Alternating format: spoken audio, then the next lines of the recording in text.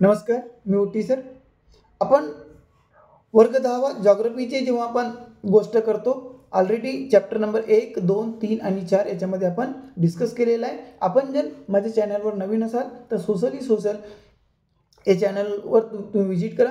फक्त तुमच्या जॉग्रफीच्या कोणत्याही पाठाचे नाव लिहा आणि तुम्हाला काय मिळेल की जॉग्रफीचे सर्व जे चॅप्टर्स आहेत ते तुम्हाला उपलब्ध होतील. तर आपण या जॉग्रफीमध्ये काय केलेलं आहे की इंडिया आणि ब्राझील या दोन्ही जे देश आहेत, दोन्ही जे कंट्री आहेत यांच्या एक काय म्हणतो आपण कंपॅरिझन यांना केलेलं आहे दोन्ही कंट्रीजमध्ये. तर का कंपॅरिझन केलेलं आहे ऑलरेडी आपण चॅप्टर नंबर 1, 2, 3, 4 मध्ये सर्व बघितलं आहे. तर आजच्या चॅप्टरमध्ये ब्राझील आणि इंडिया यांच्याविषयी कंपॅरिझन आणि डिफरन्सेस बघताना आपण काय करूया, तर आपला जो पाठाचे नाव आहे natural vegetation and wild life. तर आता आपण इथं बघू शकतो की काही जे पिक्चर्स आहेत ते ऑलरेडी फ्लोराचे आहेत, काही फौनाचे आहेत. ज्या वनस्पती स्पीसीस आहेत त्याला आपण फ्लोरा म्हणतो आणि ज्या काही एनिमल्सच्या स्पीसीस असतात, प्रजाती असतात, त्याला आपण काय म्हणतो, फौना म्हणतो. तर फ्लोरा आणि फौना यांच्या जर आपण ऑब्झर्वेशन केला तर तुम्हाला काय दिसतो, तर इथं असं म्हटलेलं आहे की you might have recognise the species shown above and discuss them. आता तुम्ही मित्रांसोबत किंवा कोणासोबत डिस्कस केलं असेल की हे आमच्याकडे दिसते, हे भारतामध्ये या भागामध्ये दिसते, ह्या स्टेटमध्ये दिसते, because there is similarity between them and many Indian species. आता इथं असं म्हटलेलं आहे की काही ज्या स्पीसीज आहेत, ह्या ज्या इंडियन स्पीसीज आहेत त्या ब्राझीलमध्ये सुद्धा दिसतात. आता ह्या ब्राझीलमध्ये सुद्धा दिसतात. आता ब्राझीलमध्ये अजून कोणकोणत्या ज्या स्पीसीज आहेत ह्या कोणकोणत्या आपण काय म्हणूया फॉरेस्टमध्ये दिसतात किंवा कोणकोणत्या एरियाला दिसतात, त्याच्यासुद्धा जो ऑब्झर्वेशन आहे ते आपण ऑब्झर्वेशन कुठं करूया, फिगर नंबर 5.2 मध्ये करूया. आता तुम्ही म्हणा सर फिगर नंबर 5.2 कुठं आहे, तर काही घाबरायची गोष्ट नाही, ही आली आपली फिगर नंबर 5.2. आता ही जी फिगर नंबर 5.2 आली, आपण इथं ऑलरेडी बघू शकतो फिगर नंबर 5.2 आपण बघू शकतो. बघा, जे ब्राझीलचे जे हायलँडवाला एरिया आहे, तिथं जो हायलँडवाला एरिया त्याची जी उंची आहे, जी उंची आहे, ज्याचे एलिव्हेशन आहे ते 1200 मिलीमीटरपर्यंत आहे. त्यानंतर 600 मिलीमीटरपर्यंत दिलेलं आहे. आता ब्राझील हायलँड, त्याच्यानंतर पराना बेसिनवाला जो काही भाग आहे, पोर्शन आहे ब्राझीलचा, त्याच्यामध्ये सुद्धा आपल्याला काय दिसतो, फ्लोरा आणि फौना वेगवेगळा दिसतो. त्यानंतर ॲमेझॉन बेसिन, त्याच्यानंतर गयाना हायलँड. आता हे सर्व जे होते हे आपण काय बघितले आहेत, हे सर्वचे सर्व आपण काय बघितले आहेत, हे फक्त टॉपिक बघितले आहेत. आता समजा जर आपल्याला काय करायचं असेल, आता याच्यामध्ये फॉरेस्ट एरिया कुठं आहे, तर आपण बघू शकतो की जो काही ब्राझील हायलँडवाला जो एरिया आहे त्याच्यामध्ये टेम्परेट प्रकारचं फॉरेस्ट आहे. त्याच्यानंतर जे पराना बेसिन आहे, डेसिडियस फॉरेस्ट, त्याच्यानंतर ॲमेझॉन बेसिन, इक्वेटोरियल फॉरेस्ट आणि गयाना हायलँडमध्ये ट्रॉपिकल फॉरेस्ट आपल्याला बघायला मिळतो. आणि या वेगवेगळ्या एरियामध्ये ब्राझीलमध्ये वेगवेगळ्या प्रकारचं आपल्याला व्हेजिटेशन आणि वाईल्ड लाईफ मिळतो. आता जिथं व्हेजिटेशन जास्त असेल तिथं वाईल्ड लाईफचे सुद्धा व्हेरिएशन आपल्याला बघायला मिळेल. तर सर्वात अगोदर काय करूया की ब्राझीलची काय परिस्थिती आहे, कशामध्ये, व्हेजिटेशनमध्ये, ते आपण बघूया. तर इथं काय म्हटलेलं आहे ब्राझीलमध्ये की in Brazil rainfall varies due to physiography. आता ब्राझीलची जी फिजिओग्राफी आहे ते आपण बघू शकतो की ब्राझीलची जी फिजिओग्राफी आहे ही काय आहे, वेगवेगळ्या प्रकारची आहे. प्रत्येक ठिकाणची फिजिओग्राफी सारखी नाही, त्यामुळे त्याचा प्रभाव कशावर पडतो, तर रेनफॉलवर सुद्धा होतो. आपल्या इंडियाची सुद्धा फिजिओग्राफी एकसारखी नाही. तर in most part of the equatorial region, आता मॅक्सिमम जो इक्वेटोरियल जो पार्ट आहे जो 0 डिग्री सेल्सिअसपर्यंत आहे, it rains throughout the year. त्याच्यामध्ये वर्षभर काय होत असतो, पाऊस पडत असतो. As one moves away from the equator, पण इक्वेटरपासून आपण कसं काय केलं, इक्वेटरपासून जसं आपण काय केलं, दूर होत गेला तसं पावसाचे प्रमाण काय होते, कमी होते. As one move away from the equator, the number of rainy days as well as amount of rainfall reduce and this affect the life cycle of the vegetation too. आता हा जे काही रेनफॉल आहे हा तिथला व्हेजिटेशनवर सुद्धा काय करतो, अफेक्ट करतो, अशा प्रकारे तो दिलेला आहे. त्यानंतर आपण पुढल्या पेजवर येऊया की इथं असं म्हटलेलं आहे की जी काही एव्हरग्रीन फॉरेस्ट आहेत are found in areas where it rains throughout the year. आता एव्हरग्रीन नाव आहे, तसंच काम आहे. एव्हरग्रीन म्हणजे सदाहरित, जिथं जो झाड आहे किंवा वृक्ष आहे हा वर्षभर काय करतो, हिरवच असतो. वर्षभर हिरवं असतं म्हणून त्याला आपण एव्हरग्रीन म्हणतो. सदा कदा हिरवं असते म्हणून त्याला सदाहरित असे म्हणतो. तर हे कोणत्या एरियामध्ये असतात, जिथं थ्रू आउट द इयर काय असतो, रेनफॉल होतो. In regions which receive rainfall only during certain season, अशा एरियामध्ये आपल्याला व्हेजिटेशन थोडंसं काय होतो, रिड्यूस होतो, कमी व्हेजिटेशन बघायला मिळते. And instead of forest various type of grasses, short shrubs, thorny vegetation हे सुद्धा आपल्याला बघायला मिळतात. Brazil has the largest number of vegetation species in the world. आता वर्ल्डमध्ये जेवढ्या काही कंट्रीजमध्ये व्हेजिटेशनच्या स्पीसीज मिळतात, व्हेजिटेशनच्या प्रजाती मिळतात, त्यापैकी one of the country is Brazil. This includes evergreen vegetation. आता त्याच्यामध्ये वेगवेगळ्या प्रकारच्या व्हेजिटेशनमध्ये आपल्याला ब्राझीलमध्ये एव्हरग्रीन व्हेजिटेशन मिळतो, त्याच्यानंतर सेमी एव्हरग्रीन मिळतो, त्याच्यानंतर ॲरिड प्रकारचं व्हेजिटेशन मिळतो, म्हणजे वर्षभर हिरवं असणारे, काही काळ हिरवं असणारे आणि थोडाकाळ हिरवं असणारे किंवा खूप कमी पावसाच्या प्रदेशामध्ये वाढणाऱ्या वनस्पती मिळतात. वन फाइंड्स ट्री लाईक, तिथं आपल्याला पेऊ, रबर, महोगनी, रोजवूड आणि वेगवेगळ्या प्रकारचे आपल्याला ऑर्चिड्स वगैरे बघायला मिळतात. Because of the evergreen rain forest in Brazil there is a large amount of oxygen that is release in the environment. आता इथं असं सुद्धा म्हटलेलं आहे की जिथं एव्हरग्रीन रेन फॉरेस्ट आहेत, आता एव्हरग्रीन रेन फॉरेस्ट जिथं सुद्धा फॉरेस्ट असेल किंवा व्हेजिटेशन असेल तिथं ऑक्सिजन काय असेल, जास्त असेल. कारण की प्लांट्स काय करतात, ऑक्सिजनला एक्सहेल करतात आणि कार्बन डायऑक्साईड ते इनहेल करतात. कशासाठी, फोटोसिंथेसिसची प्रोसेस करण्यासाठी. तर हे आपण सर्व अगोदरच्या चॅप्टरमध्ये शिकलेलं आहे. तर ऑक्सिजनची मात्रा एन्व्हायरमेंटमध्ये जास्त असतो, म्हणजे शुद्ध वातावरण आपल्याला मिळतो. This helps to reduce carbon dioxide level, आणि त्याच्यामुळे कार्बन डायऑक्साईडच्या जे लेवल आहे ते कमी होतो. Therefore this rain forest are rightly called the lungs of the world. म्हणून हे जे काही एव्हरग्रीन फॉरेस्ट आहेत त्यांना आपण काय म्हणतो, लंग्स ऑफ द वर्ल्ड म्हणतो. काय म्हणतो, लंग्स ऑफ द वर्ल्ड सुद्धा म्हणतो. कारण की ते एन्व्हायरमेंटला कसं ठेवतात, प्युअर ठेवतात. कसे ठेवतात, प्युअर ठेवतात.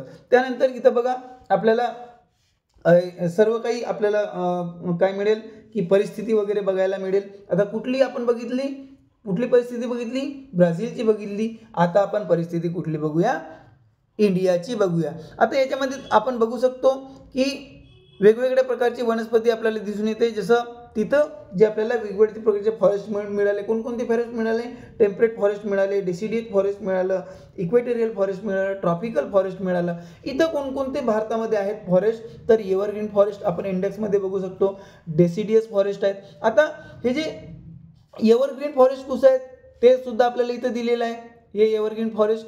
त्याच्यानंतर डेसिडियस फॉरेस्ट कुठं आहे, डेसिडियस फॉरेस्ट. त्याच्यानंतर थॉर्नी श्रब्स कुठं आहेत, तर जो काही आपला वाळवंट आहे. त्याच्यानंतर हिमालयन फॉरेस्ट वरचा भाग आणि कोस्टल फॉरेस्ट, असं वेगवेगळ्या म्हणजे जवळजवळ जे व्हेजिटेशन आहे, व्हेजिटेशनमध्ये इंडिया आणि ब्राझीलमध्ये काय आपल्याला काय बघायला मिळतो, तर सिमिलॅरिटी बघायला मिळते. आपल्याला काय बघायला मिळते, तर सिमिलॅरिटी आपल्याला इंडिया आणि ब्राझीलमध्ये बघायला मिळते. तर इथं म्हटलेलं आहे आता इंडियामध्ये कोणकोणते आपण काय म्हणूया व्हेजिटेशन आढळतो, तर इंडियामध्ये सुद्धा ॲज पर द रेनफॉल, ज्या भागामध्ये रेनफॉल किती असेल 1000 मिलीमीटर टू 2000 मिलीमीटर असेल तिथं डेसिडियस फॉरेस्ट मिळतात. आणि त्याच्यापेक्षा जर वर असेल तर तिथं काय मिळतो, आपल्याला एव्हरग्रीन फॉरेस्ट बघायला मिळतात. आणि हे जे 1000 मिलीमीटर टू 2000 मध्ये कोणकोणते आपल्याला ट्रीज येतात, तर टीक, बांबू, बनियन, पीपल हे सर्व तिथे येतात. आणि ज्याच्या रेनफॉल कमी आहे म्हणजे लेस दॅन 500 मिलीमीटर याच्यामध्ये जवळ थॉर्नी फॉरेस्ट आणि श्रब्स काय मिळतात, आपल्याला व्हेजिटेशन मिळतो. त्याचे जर एक्झाम्पल जर द्यायचे असला तर कॅटेच्यू, अकॅसिया, त्याच्यानंतर खेजिडी हे सर्व व्हेरायटी प्रकारचे, कॅक्टस हे प्रकारचे काय मिळतात, आपल्याला वनस्पती बघायला मिळते. अशा प्रकारे आपण जे काही व्हेजिटेशन आहे ते ब्राझील आणि इंडियाच्या व्हेजिटेशनचं आपण काय करू शकतो, कंपॅरिझन करू शकतो. आता व्हेजिटेशनच्या नंतर आपण काय बघूया की वाईल्ड लाईफ बघूया. तर सर्वात अगोदर वाईल्ड लाईफ कुठली बघूया, तर ब्राझीलची बघूया. आता ब्राझीलची जेव्हा आपण वाईल्ड लाईफ बघतो तेव्हा महत्त्वाचे इथं काय दिलेलं आहे की सर्वात अगोदर आपण बघतो की ब्राझीलमध्ये जे काही वाईल्ड लाईफ मिळते ते कोणकोणते आहेत तर कंडोर, अॅनाकोंडा, गोल्डन लॉयर, मॅकाव, हे सर्व तिथं काय मिळतो वाईल्ड लाईफ मिळतो.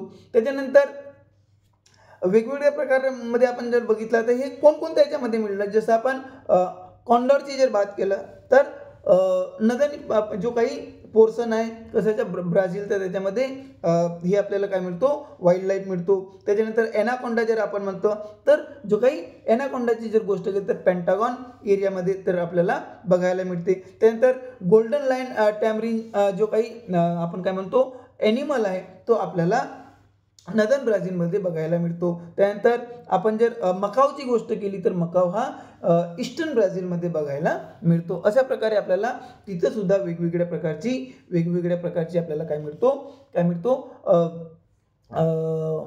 एनिमल लाईफ आपल्याला बघायला मिळते. त्यानंतर एनिमल लाईफमध्ये आपण बघू शकतो एक इथं वर्ड दिलेली की a greater variety in wild life is found in Brazil than any other country in the world. आता या ब्राझीलमध्ये ज्या प्रकारे व्हेजिटेशनमध्ये काय आहे व्हेरायटी आहे, डायव्हर्सिटी आहे, व्हेरिएशन आहे, डिफरन्सेस आहेत किंवा विविधता आहे, त्याच प्रकारे वाईल्ड लाईफ इथं सुद्धा भरपूर प्रकारची वाईल्ड लाईफ आपल्याला बघायला मिळते. यानंतर आपण बघूया की इंडियामध्ये आपल्याला कोणत्या प्रकारच्या काय मिळतो वाईल्ड लाईफ बघायला मिळते ते आपण बघूया. तर समजा जर आपण गोष्ट इंडियन वाईल्ड लाईफची जर गोष्ट केली, कुठली गोष्ट केली आपण इंडियन वाईल्ड लाईफची जर गोष्ट केली तर आपण इथं बघू शकतो की इंडियामध्ये सुद्धा आपल्याला वेगवेगळ्या प्रकारच्या वाईल्ड लाईफ बघायला मिळते. आता इथं बघूया की India is also a mega diversity country in the terms of wild life. ज्या प्रकारे ब्राझीलमध्ये वाईल्ड लाईफ हा डिफरंट प्रकारचे मिळते त्याच प्रकारे इंडियामध्ये सुद्धा वाईल्ड लाईफ आपल्याला डिफरंट प्रकारची किंवा व्हेरायटी आपल्याला बघायला मिळते. आता त्याच्यामध्ये कोणकोणत्या स्पीसीज आहेत, मेनी स्पीसीज म्हणजे प्रजाती, तर एलिफंट जनरली कोणत्या फॉरेस्टमध्ये मिळतील तर हॉट अँड हमिड फॉरेस्टमध्ये. त्यानंतर वन हॉर्न रायनो आपल्याला बघायला मिळेल. असं वेगवेगळे वाईल्ड ॲस आपल्याला बघायला मिळेल, स्नो लेपर्ड आपल्याला बघायला मिळतील, त्यानंतर बायसन आपल्याला बघायला मिळेल है ना. तर डिअर बघायला मिळेल, अँटॉलॉप्स बघायला मिळेल. असा वेगवेगळ्या प्रकारचे प्राणी आपल्या इंडियामध्ये सुद्धा बघायला मिळतात. त्याच्यानंतर जी काही यांचे जो क्लासिफिकेशन आहे तर वेगवेगळ्या प्रदेशामध्ये हे वेगवेगळ्या प्रकारचे प्राणी आपल्याला बघायला मिळतात. अशा प्रकारे अतिशय महत्त्वपूर्ण चॅप्टर आपल्याला इथं बघायला मिळतो. आता यानंतर हा जर आपण चॅप्टर बघितला तर आपण बघूया की एक्सरसाइज कशा प्रकारचे आहे. तर एक्सरसाइज इथं दिलेले आहे की on the basis of the, me underline करून घेतो, on the basis of the information given in the chapter, figures आणि मॅप जे दिलेले आहेत ते आपल्याला हा काय म्हणतो टेबलला कंप्लीट करायला सांगितलेलं आहे.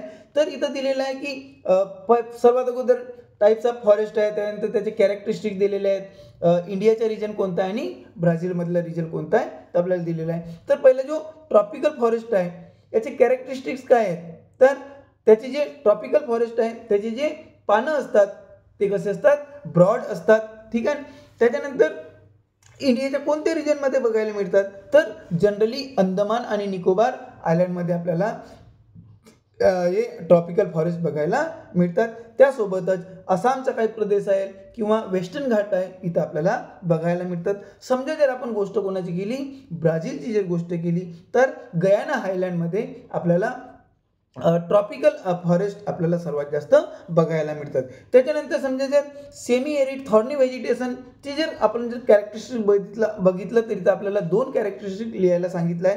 तर आपण पहिला कॅरेक्टरिस्टिक लिहू शकतो की हे जे सेमी एरिड थॉर्नी व्हेजिटेशन्स आहेत हे खूप उंच नसतात, म्हणून आपण शॉर्ट ट्रीज आपण पहिला कॅरेक्टरिस्टिक त्याला देऊ शकतो, दिस फॉरेस्ट हॅव्हिंग शॉर्ट ट्रीज. आणि दुसरा आपण म्हणू शकतो की यांचे जे लीव्स आहेत ते सुद्धा कसे असतात छोटे असतात. त्यानंतर इंडियामध्ये कुठं बघायला मिळतात तर गुजरात आणि राजस्थानमध्ये आपल्याला generally semi arid and thorny vegetation, राजस्थानचं आपण डेझर्ट बघू शकतो तर तिथं आपल्याला म्हणजे राजस्थान आणि गुजरात या प्रदेशामध्ये आपल्याला काय सेमी एरिड थॉर्नी व्हेजिटेशन बघायला मिळू शकतो. समजा जर आपण ब्राझीलची जर गोष्ट केली तर नदर्न ब्राझीलमध्ये जो काही ड्रॉट प्रोन एरिया आहे त्याच्यामध्ये आपल्याला थॉर्नी व्हेजिटेशन बघायला मिळते. त्याच्यानंतर सवाना जे टाईपचे जे काही व्हेजिटेशन आहे तर याच्यामध्ये ऑलरेडी कॅरेक्टरिस्टिक दिलेला आहे. इंडियाचा कोणता पोर्शन येईल तर सवाना हा सुद्धा कमी काय म्हणतो आपण रेनफॉल असलेला प्रदेश आहे, त्यामुळे आपण राजस्थानमधला डेझर्ट हा एक एक्झाम्पल लिहू शकतो. आणि ब्राझीलमधला जो काही हायलँडवाला पोर्शन आहे तो आपण याच्या काय करू शकतो एक एक्झाम्पल्स लिहू शकतो. त्यानंतर tropical semi deciduous forest already characteristic दिलेला आहे. रिजन जर बघायचं असलं तर पंजाब, उत्तर प्रदेश, बिहार या रिजनमध्ये हे व्हेजिटेशन आपल्याला जास्त मिळते. आणि त्याच्यानंतर परानाचा जो काही पोर्शन आहे हे ब्राझीलमध्ये बघायला मिळते. त्यानंतर ग्रासलँड आपल्याला इंडियामध्ये कुठं मिळेल तर हिमाचल प्रदेश झाला, त्याच्यानंतर उत्तराखंड झाला, बिहारचा काही पोर्शन झाला, वेस्ट बेंगॉलचा काही पोर्शन झाला आणि आसामचा पोर्शन या भागामध्ये आपल्याला पोर्शन म्हणजे याच्या भागामध्ये आपल्याला काय मिळतो किंवा या रिजनमध्ये आपल्याला अशा प्रकारचे ग्रासलँड बघायला मिळतो. तर समजा जर आपण ब्राझीलची जी गोष्ट केली तर सदर्न पार्ट ऑफ ब्राझीलमध्ये आपल्याला काय मिळेल ग्रासलँड बघायला मिळेल. त्यानंतर इथं म्हटलेलं की सेकंड क्वेश्चन इथं दिलेला आहे. आपण ओटी सरांना इकडे मदत करूया. ठीक आहे. सेकंड क्वेश्चन इथं दिलेला आहे. काय दिलेलं आहे की आयडेंटिफाय ऑड मॅन आउट. आपल्याला जो काही ग्रुपमध्ये नसेल तर इथं बघा फॉरेस्ट टाईप ऑफ ब्राझील तो कोणत्या याच्यावर थॉर्नी बुश टाईप व्हेजिटेशन. आता थॉर्नी बुश टाईप व्हेजिटेशन तो पहिला कुठला येईल द हिमालयन फॉरेस्ट. आता कारण की हिमालयन फॉरेस्ट हा काय होईल तिथला ऑड टर्म होईल. त्यानंतर विथ रेफरन्स टू इंडिया. आता इंडियाचा जर रेफरन्स घेतला तर हे जे काही इक्वेटोरियल फॉरेस्ट हे इंडियामध्ये नाहीत, त्यामुळे तो काय होईल ऑड टर्म होईल. त्यानंतर with reference to fauna of ब्राझीलचा जर फाउना जर केला तर लॉयन आपला काय होईल ऑड टर्म होईल. आणि समजा जर आपण काय केला with reference to flora of India हा जर केला तर आपल्याला ऑर्चिड हा काय होईल आपण काय म्हणू शकतो त्याला रॉंग टर्म होईल. त्यानंतर मॅच द फॉलोइंग दिलेलं आहे की एव्हरग्रीन जे फॉरेस्ट आहे, एव्हरग्रीन फॉरेस्ट जर आपण बघितलं तर पाऊ जो ब्राझीलचा एरिया आहे, पाऊ ब्राझील एरिया हा एव्हरग्रीन फॉरेस्टचा काय म्हणू शकतो आपण एक्झाम्पल म्हणू शकतो. त्यानंतर डेसिडियस फॉरेस्टचे जर आपण एक्झाम्पल घेतला तर डेसिडियस फॉरेस्टमध्ये काय येतो तर टीक ही वनस्पती येते, टीक हे व्हेजिटेशन येतो किंवा ट्री येते. त्यानंतर आपल्याला जर आपण कोस्टल फॉरेस्टचे जर केला तर जो काही सुंदर ट्रीज आहे हे कोस्टल फॉरेस्टचं काय एक्झाम्पल आहे. त्यानंतर हिमालयन फॉरेस्टची जर गोष्ट केली तर हिमालयन फॉरेस्टमध्ये पाईन्स आपल्याला सर्वात जास्त बघायला मिळतात. आणि त्यानंतर थॉर्नी अँड बुश टाईप व्हेजिटेशनचे जेव्हा आपण गोष्ट करतो तेव्हा खेजिडी ही वनस्पती आपल्याला बघायला मिळते. अशा प्रकारे आपण काय करू शकतो की जी एक्सरसाइज दिलेली आहे ही एक्सरसाइज आपण पूर्णपणे सॉल्व करू शकतो. होप आपल्याला पाठ काय झालेला असेल संपूर्णपणे समजलेला असेल. समजा अजून तुम्हाला काही नवीन गोष्टी शिकायच्या असतील आपण कमेंट्स बॉक्समध्ये कमेंट्स करू शकता. आपला जो काही अभ्यास आहे अभ्यासावर लक्ष द्या. मी इथंच थांबतो. नमस्कार.